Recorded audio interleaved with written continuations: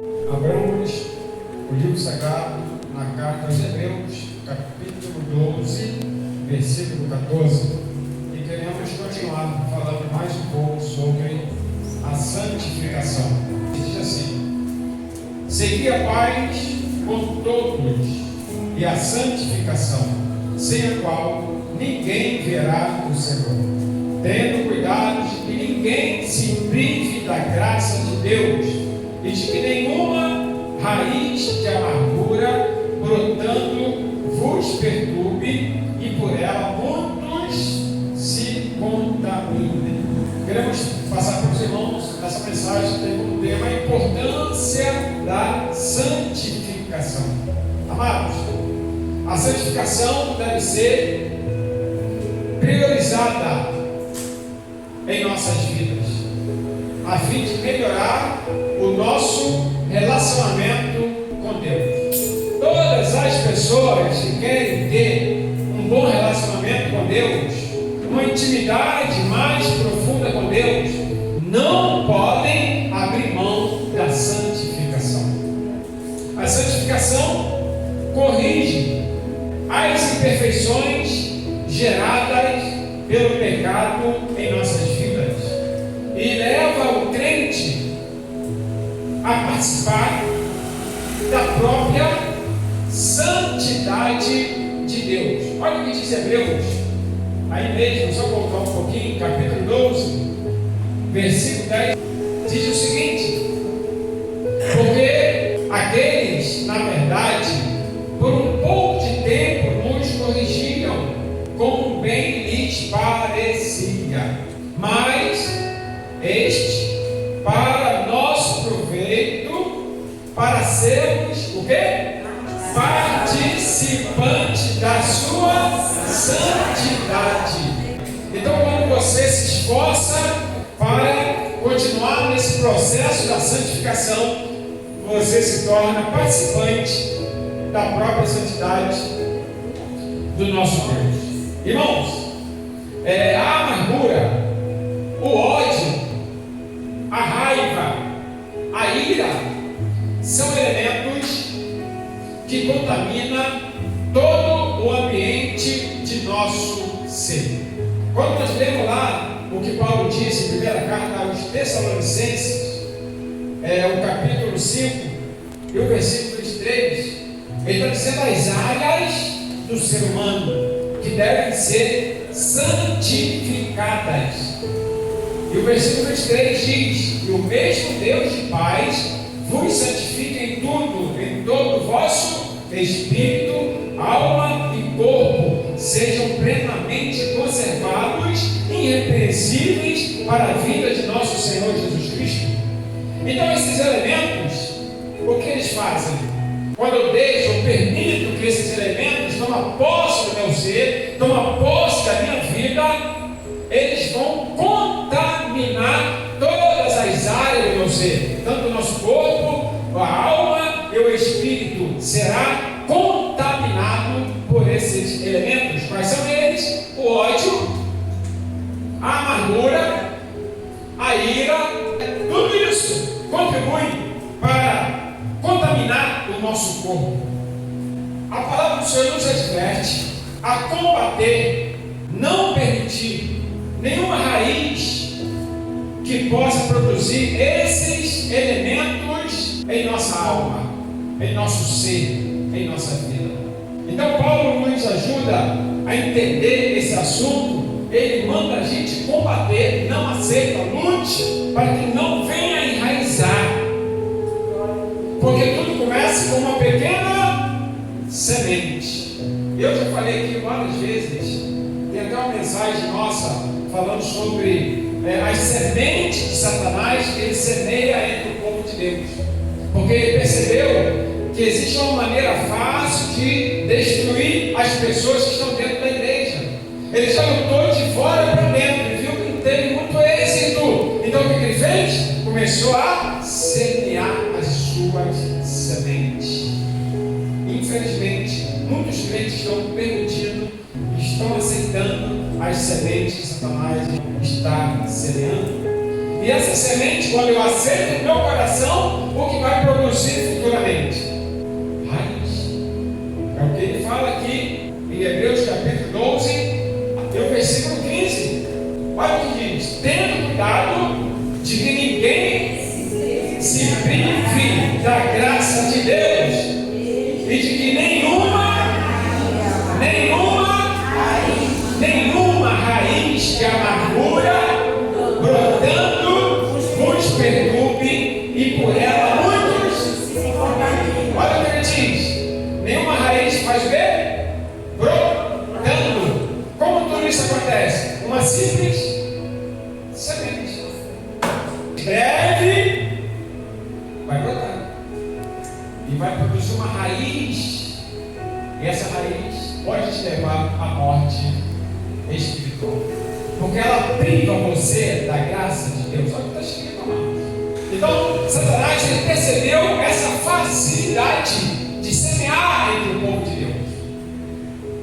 Porque, irmãos, aqui o nosso coração é uma terra, boa para receber essas sementes.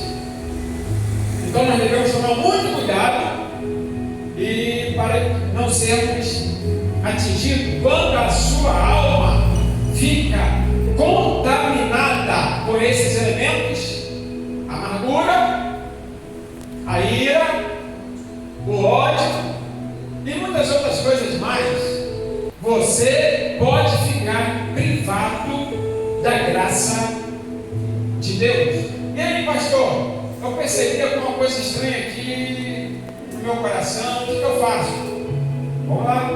Primeira carta de João, capítulo 1 e o versículo 9. Se confessarmos os nossos pecados, Ele é fiel e justo para nos perdoar os pecados. Olha só, interessante. E nos purificar de toda injustiça. Ou seja, aquela coisa que estava contaminando a minha alma, a partir do momento que eu tomo essa postura, vai acontecer o quê? Vai receber a purificação e minha alma vai voltar a ser maravilha, limpa. Oh, que bênção! Deus nos chama a santificação. Ouça, amados, atualmente é muito comum nós observarmos isso. Algumas pessoas querem servir ao Senhor Jesus ao mesmo tempo na prática do pecado. Eles querem servir a Deus, mas não querem abrir mão do pecado. Nós estamos vendo isso por aí. Só que essas coisas não podem. Só que isso não dá certo, porque o nosso Deus é um Deus santo. E se eu quero me comprometer com Ele, se eu quero servir a Ele, eu tenho que me submeter ao que Ele exige. E nós podemos observar lá em 1 Tessalonicenses, capítulo 4, versículo 2 e 5. Vamos dar uma lida. É bom pregar trazendo a Escritura Sagrada para você. Diz assim: porque vós bem sabeis que mandamento vos temos dado pelo Senhor Jesus, porque esta é a vontade de Deus. Qual é a vontade de Deus? A vossa santificação. E aí, pastor, o que ele está focando? Que vos abstenhais da prostituição, que cada um de vós saiba possuir o seu vaso em santificação e honra, não na paixão da concupiscência, como os gentios que não conhecem a Deus. Amados, precisamos nos separar do pecado, dia após dia, a fim de nos aproximarmos mais de Deus. A lógica é essa: quanto mais eu me afasto do pecado, o que acontece? É natural, não é nada forçado. Eu me afasto do pecado e me aproximo de Deus. E quando eu me aproximo do pecado, eu estou me afastando de Deus. É por por isso que eu e você devemos nos esforçarmos para não pecar. Por isso que João, entendendo esse assunto, esse procedimento, ele diz: filhinhos, eu vos escrevo para que não pequeis. Por mais saboroso que seja o pecado para a nossa carne, não deixe a draga, não peque, permaneça, porque você começou a tirar aquele escalho do pecado, automaticamente você começou a se distanciar da presença de Deus. Aí daqui a pouco você sente um negócio esquisito, a gente vai sentir um fervor, como se fosse aquele fogaréu correndo dentro de mim. Faz um check-up na sua vida. Quem sabe você fez algo aí que não agradou ao Senhor e isso está te prejudicando teu bom relacionamento com Deus. Por isso nós devemos focar a santificação, porque a santificação nos ajuda a ter mais intimidade, nos aproximarmos mais de Deus e melhorar o nosso relacionamento. Ouça o que o Senhor diz, 1 Pedro capítulo 1, versículo 15 ao versículo 16. Sede vós também santo. Olha o que diz a parte final: em toda a maneira de viver. Irmão, não tem como correr. Toda a sua maneira de viver tem que estar envolvida na santificação. Olha o versículo 16 diz: sede vós santo, como eu sou santo. E vamos servir ao Senhor é exatamente isso. Se envolva na santificação ou está fora. Não tem outra alternativa. Amados, a palavra de Deus tem um poder tremendo de nos santificar. Por isso que a gente cobra sempre aqui os irmãos para ler a palavra. Às vezes a gente faz maratona, convidando os irmãos a vir para a escola bíblica dominical. Vamos nos dedicar à Escritura Sagrada. Separe um tempo das suas 24 horas, leia a palavra, recebe um momento, porque ela tem um efeito tremendo. É o Senhor Jesus que disse que essa palavra ela tem o poder de nos santificar. João capítulo 17, versículo 17, Jesus disse: santificai-nos na verdade. A tua palavra é a verdade. Então, meu irmão, quanto mais você se envolve nesta palavra, se dedica a esse livro, que não é um livro comum, é a palavra de Deus, ela ajuda você na santificação. Pode dar uma glória a Deus? Glória a Deus! Aleluia! Então vamos nos santificar. Porque sem santificação, está lá em Hebreus 12:14. Sem santificação, ninguém verá ao Senhor nosso Deus. Nos santificamos porque nós somos salvos. Só que cada dia você está lutando ali por ela. Por isso que o Senhor Jesus disse lá em Mateus 24, versículo 13: persevera até o fim, lute. Cada dia, como o ditado diz aí, né? Cada dia é um leão quebrado. Cada dia é um gigante que joga por terra. Porque cada dia, meu irmão, minha irmã, o pecado está ali querendo te pegar. Como diz lá em Hebreus, capítulo 12, logo no início, olha o que diz sobre o pecado. Versículo 1: portanto, nós também que estamos rodeados de uma tão grande nuvem de testemunha, deixemos todo o embaraço e mais o quê? E mais o quê? E o pecado está pertinho de nós, querendo nos contaminar.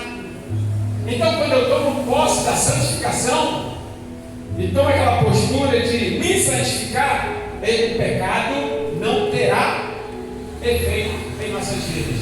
Porque na realidade, amados, através do sacrifício do Senhor Jesus, nós fomos libertos do poder do pecado em nossas vidas, através do sangue de Jesus. O poder dele não tem mais efeito em minha e sua vida, mas nós estamos sujeitos a ele.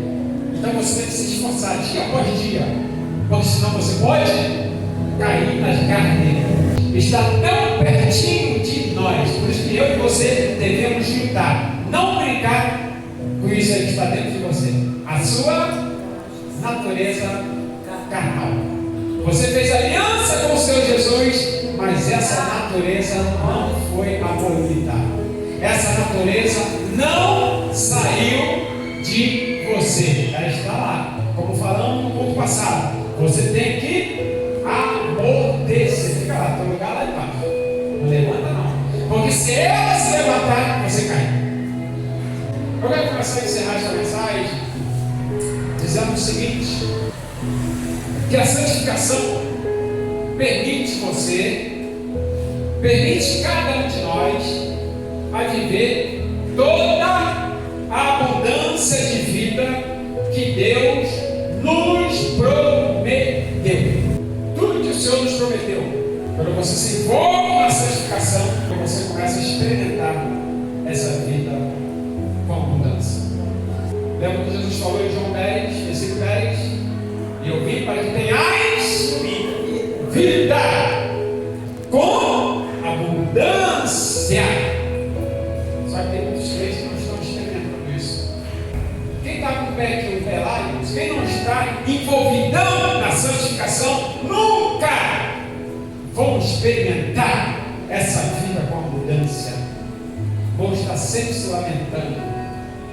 Deus esqueceu de mim, Deus me abandonou, Deus isso, Deus aquilo. Sabe por quê? É porque você ainda não se encaixou, não se envolveu lá. Quando você se envolver na santificação, você vai começar a experimentar essa vida com abundância. Porque é natural, irmãos. Não é que Deus ele fica lá com o interruptorzinho. Não, ela chegou, ele também aperta aqui, vai abrir isso para ela. Não, é natural, irmão. A promessa já foi lançada. Se eu me envolver, obedecer no que ele disse, é natural acontecer na minha vida.